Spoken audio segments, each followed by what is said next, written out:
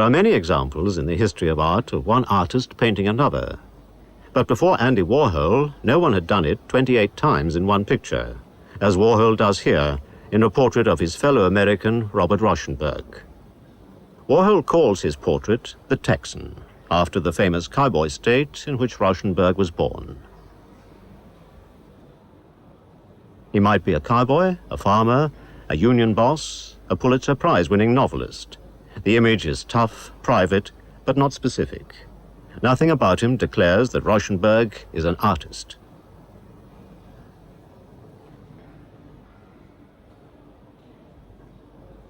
While Andy Warhol is undoubtedly pop art's most famous son, Robert Rauschenberg is often thought of as the father of the movement. In The Texan, the son appears to be paying homage to the father, collecting every available faded snapshot of his face like a fan collecting pictures of his favorite film star.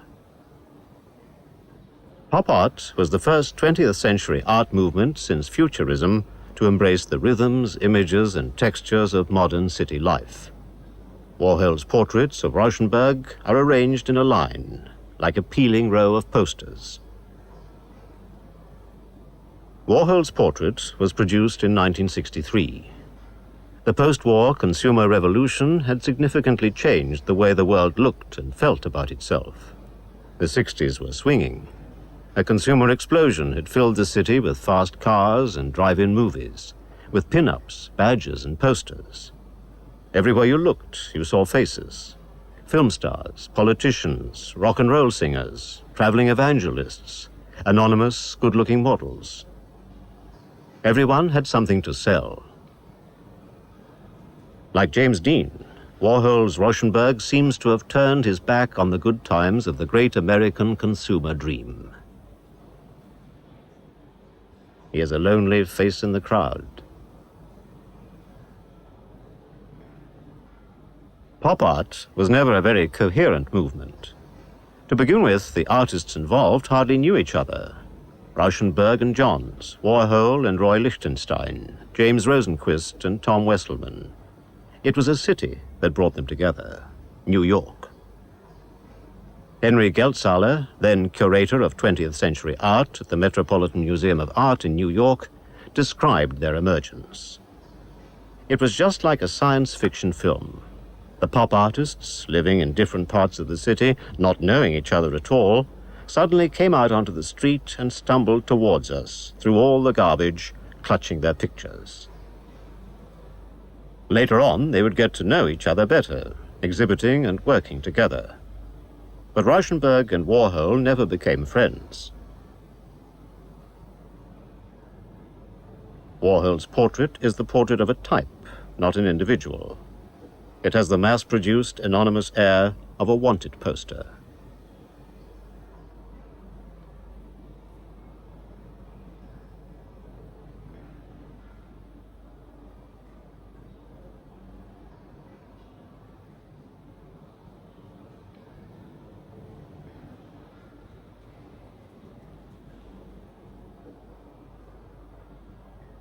The two artists met late in 1962, when Rauschenberg became interested in the silk screening technique Warhol had developed for producing multiple images. Although only a few years apart in age, Rauschenberg was born in Texas in 1925, Warhol in Pittsburgh in 1928, the son of poor Czech immigrants. The two artists were at very different stages of their development when they met.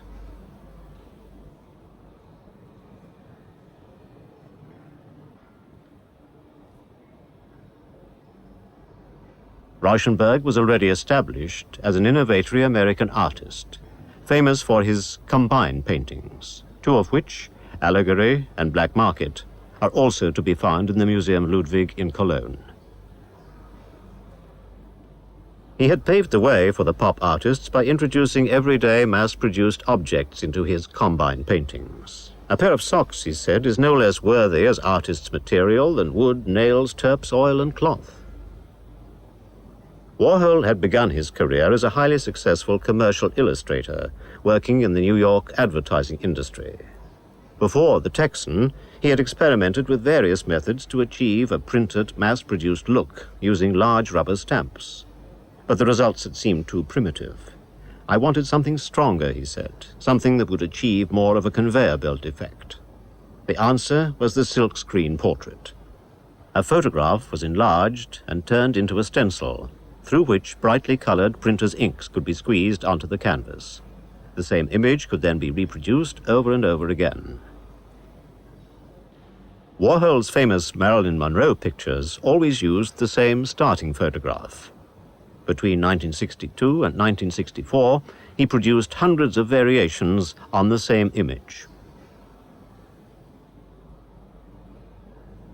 The critic Robert Rosenblum said of Warhol's Marilyns, "In making a photo silkscreen image of Marilyn Monroe, gilding it, and setting it against a dimensionless background, Warhol was actually creating the image of a worldly saint for the 60s.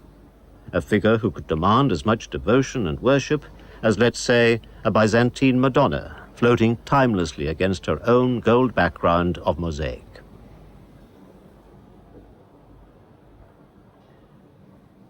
Rauschenberg saw these portraits when he came to Warhol's studio.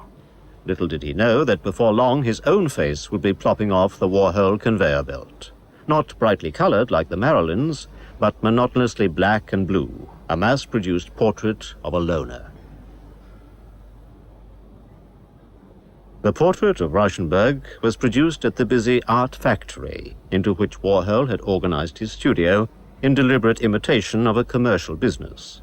At the height of the 60s, the factory was producing up to 1,000 pictures a year, designed by Warhol, executed by his growing band of employees and assistants.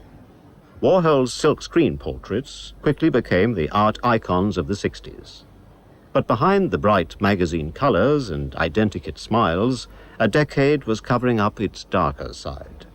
At the same time as he was immortalizing Marilyn and Elvis Presley, Warhol was also producing pictures of electric chairs, atom bombs, car accidents, and scenes of civil disorder. Race Riot was made in 1963, shortly after the Rauschenberg portrait. Warhol's starting point was a collection of newspaper photos taken during the race riots in Alabama in 1963. The harsh drama of the newsreels has been transplanted onto the canvas. There is the same sense of jagged movement, of violent images coming in and out of focus. Flashlit and disquieting, Warhol's disaster pictures exist in a cinematic time. It is only when you look closely that you notice Warhol has in fact used the same 3 photos over and over again.